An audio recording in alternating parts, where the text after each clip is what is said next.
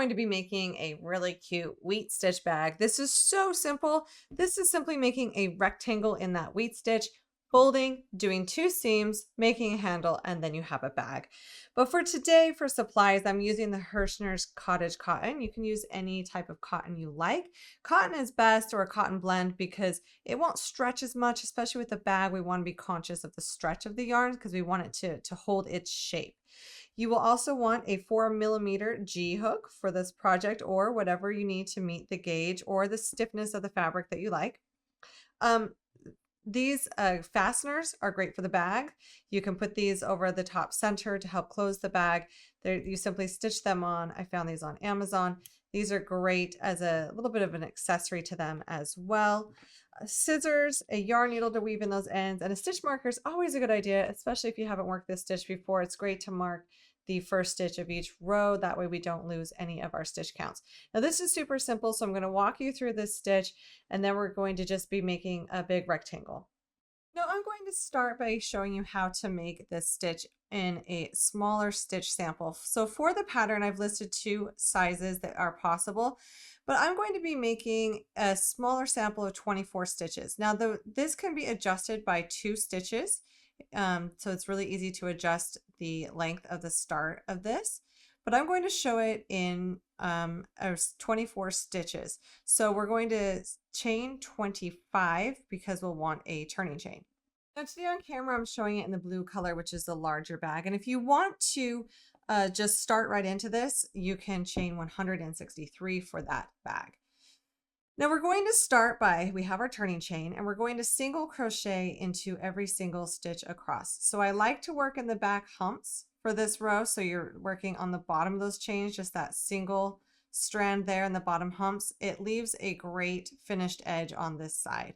So I'm going to single crochet across each chain, and that will be 24 stitches at the end of row 1. Now for row 2, we're going to turn our work and chain 1.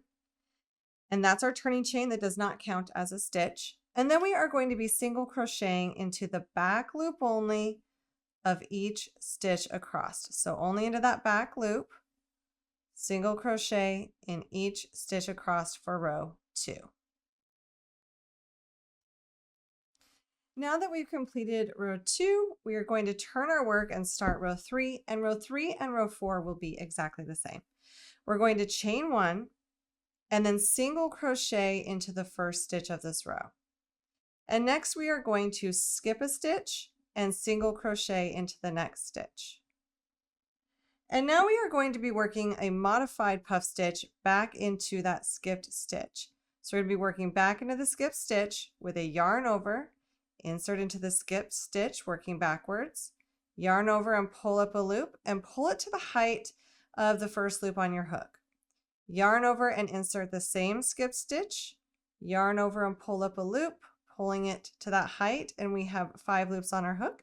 And now we will yarn over and pull through the first 4 loops on our hook, and then yarn over and pull through the remaining 2 to complete that puff stitch. Now those last 2 stitches are the repeat all the way across until we get to the last stitch of the row. So we will skip a stitch and single crochet into the next. Working back into that skip stitch, we will work a modified puff.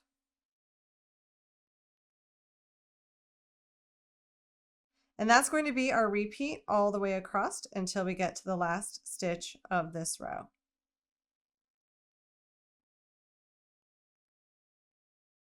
Now that we've worked the last stitch of this row, we will single crochet into that last stitch and turn our work and repeat that again for row 4.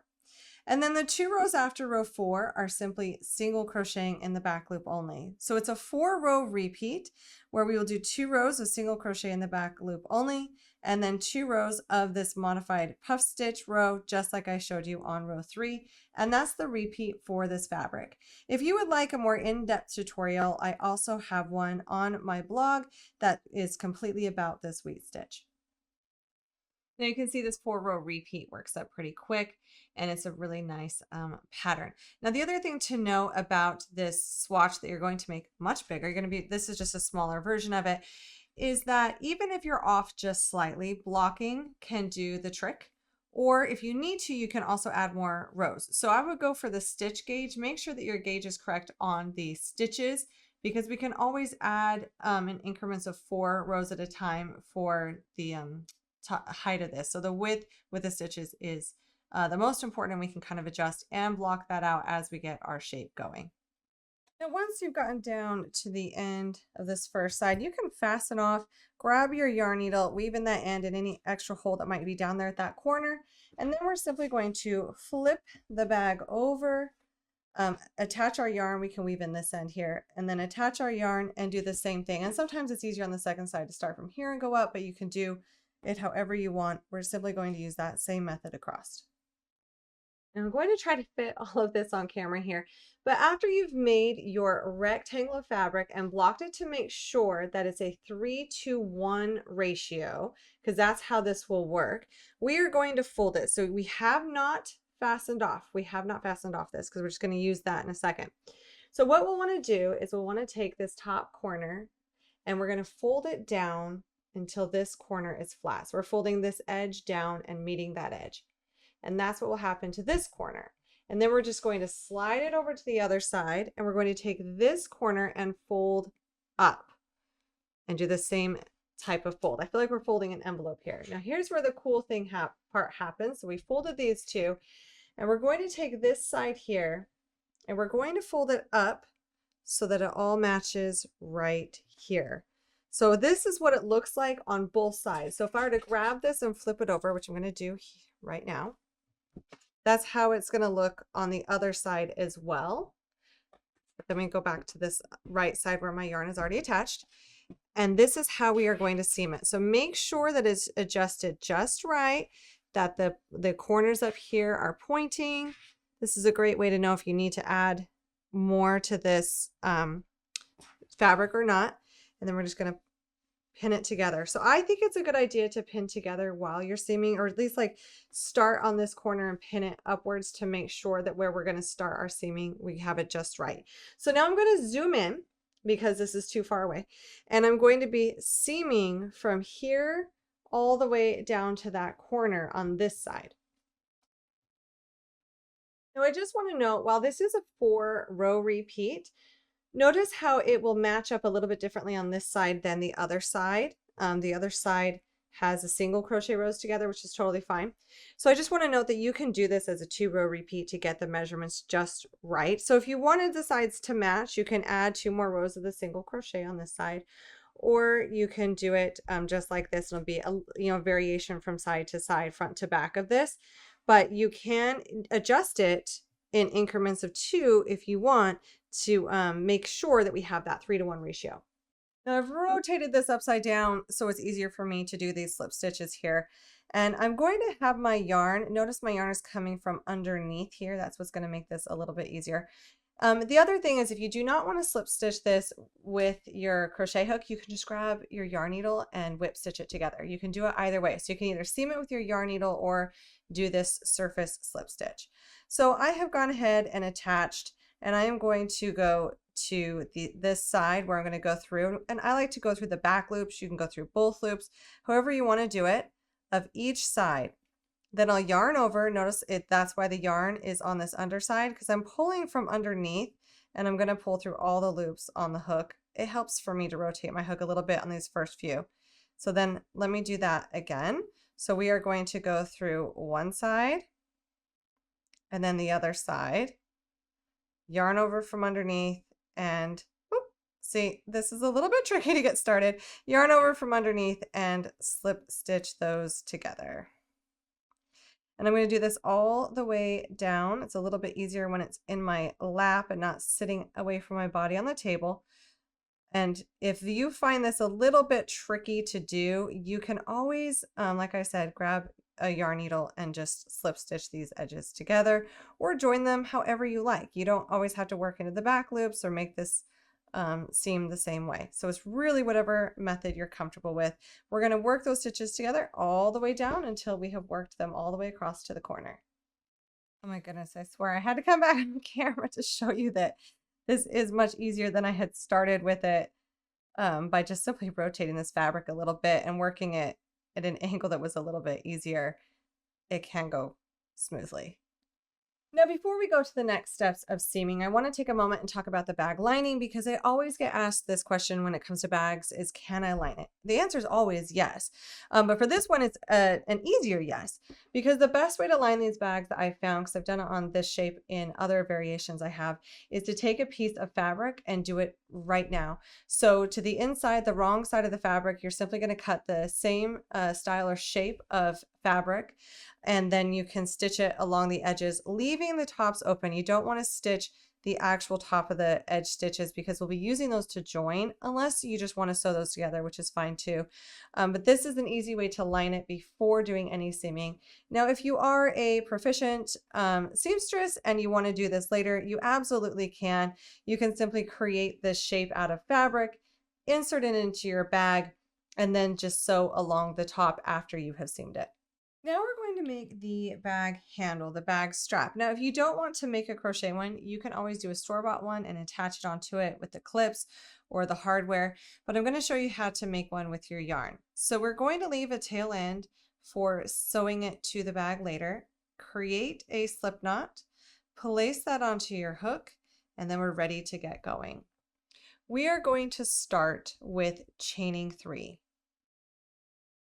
And now we're going to work a bulky puff stitch, so a little bit different from what we've been doing, into the 3rd chain from the hook. So we'll yarn over and insert into that 3rd chain, and I'm going to work this in the back hump, yarn over and pull up a loop. Now whenever we're working puff stitches, we want to pull up the loop to the height of the first loop on the hook. Then we're going to do that 4 more times.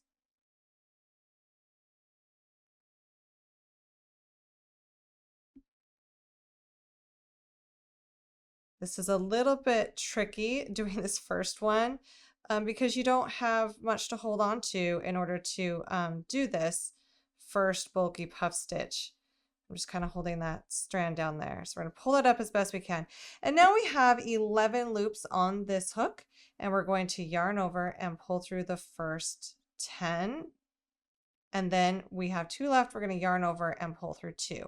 And that completes our first bulky puff stitch. Then we will chain 2, rotate our work to the left, and now we're going to work a bulky puff stitch into that chain space. So we're going to yarn over, insert our hook, yarn over and pull up a loop, and we'll do that for a total of 5 times.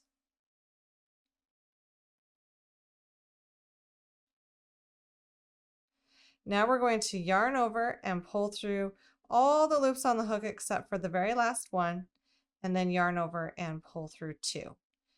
Turn our work to the left, and we're going to do a bulky puff stitch after chaining 2 right into the chain 2 space from the previous one.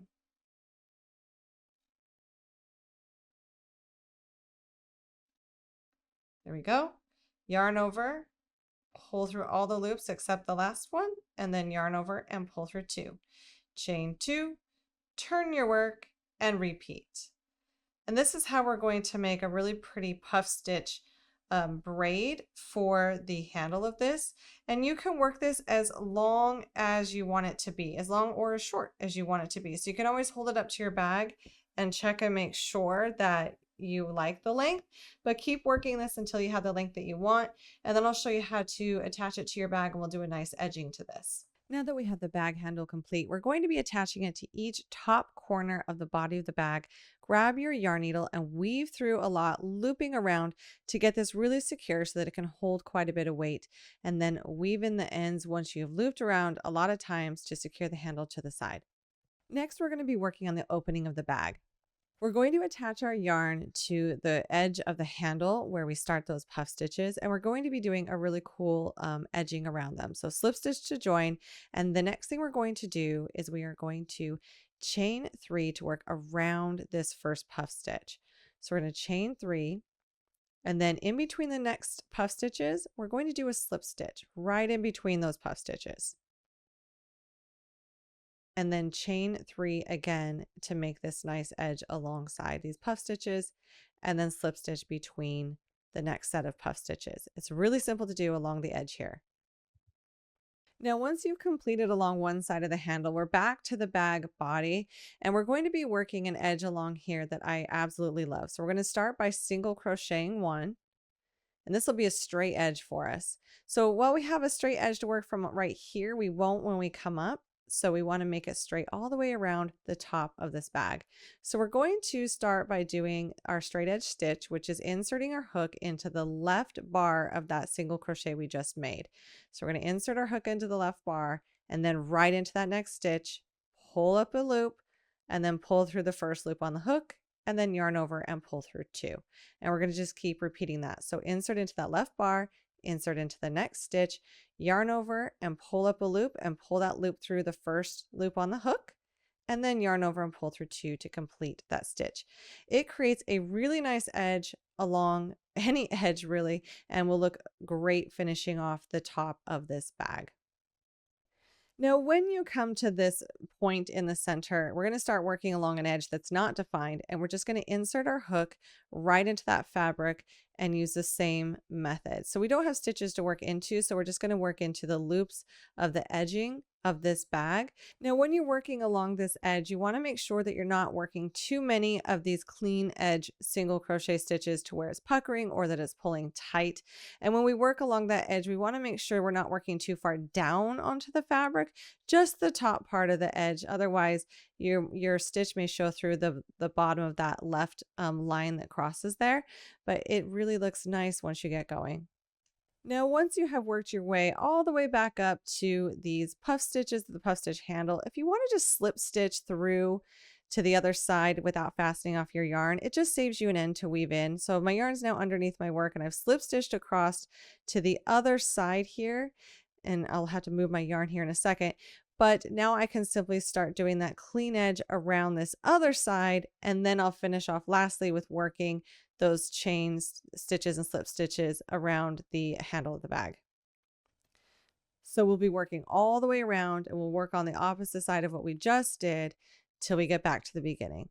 And now that we are back to the beginning of this, after working across all those handle stitches, then we can simply fasten off and weave in our ends. And there we are, just like that. We have a gorgeous bag. I love this fabric. I love this handle. And while it still does have some stretch, it's a cotton blend, so it's not going to stretch as much as other yarns. It's really firm. It's going to hold the weight for us, and we'll be able to use this as a bag. Now, the last thing you might want to do is put a fastener on the front of this. You just grab your thread and your sewing needle, and there's little holes on the inside of this to where you can stitch it to the bag. And you don't have to do this, but if you want a little fastener, it's really quick and easy just to sew it on and then fasten close the top of the bag. And then any labels or any extra accessories you want to add to it is nice too. And I really hope you enjoy using this bag. Be sure to hit that subscribe button and come back for some more fun projects soon.